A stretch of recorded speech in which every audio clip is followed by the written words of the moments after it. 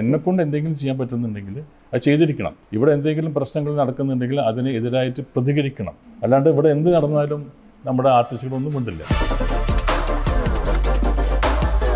അല്ല, തിലകേട്ടൻ പോലെയുള്ള ഒരു മഹത്തായ സ്ഥാനത്തിരിക്കുന്ന ഒരു നടന്റെ കയ്യിൽ നിന്ന് അങ്ങനെ ഒരു കോംപ്ലിമെന്റ് കിട്ടുമ്പോൾ ഒരു പത്മശ്രീ കിട്ടുന്ന പോലെയാണ്.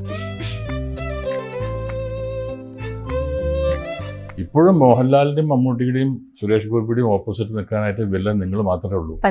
എന്തുകൊണ്ടാണ് നിങ്ങൾ വരാത്തതെന്ന് ചോദിക്കാറുണ്ട് ഇന്നും.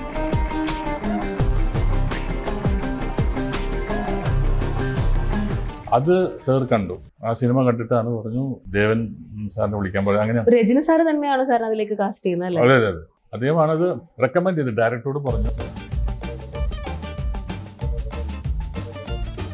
உங்களை பார்த்துட்டு ഞാൻ 30 வருஷமாச்சு தெரியுமா, 1995 தான் நம்ம பார்த்துருக்கேன் பாஷா. அது ஞாபகம், அதுவும் ஓர்மையான. ரொம்ப சந்தோஷம் சார், எங்கே வந்திருந்தீங்க? ഞാൻ പറഞ്ഞു உங்களை பார்க்க வந்து சார். அப்படியா, ரொம்ப சந்தோஷம். இருக்கும் മോര് സാപ്പിടലാമോ? അങ്ങനെ പോയിട്ട് ഒരു മോര് ഉണ്ടാകുമ്പോൾ പറഞ്ഞു, മോര് കുടിച്ച് ഞങ്ങൾ കുറേ നേരം സംസാരിച്ചു.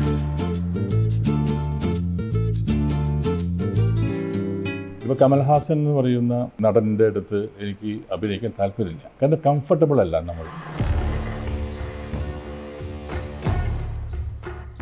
ഞാൻ ഒരിക്കലും തളരാറില്ല. എന്ത് ജീവിതത്തിൽ എന്ത് പ്രശ്നം വന്നാലും നോ ടെൻഷൻ.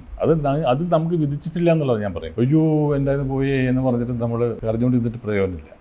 നമുക്ക് വരേണ്ടത്, നമുക്ക് കിട്ടേണ്ടത് നമുക്ക് കിട്ടിയിരിക്കും.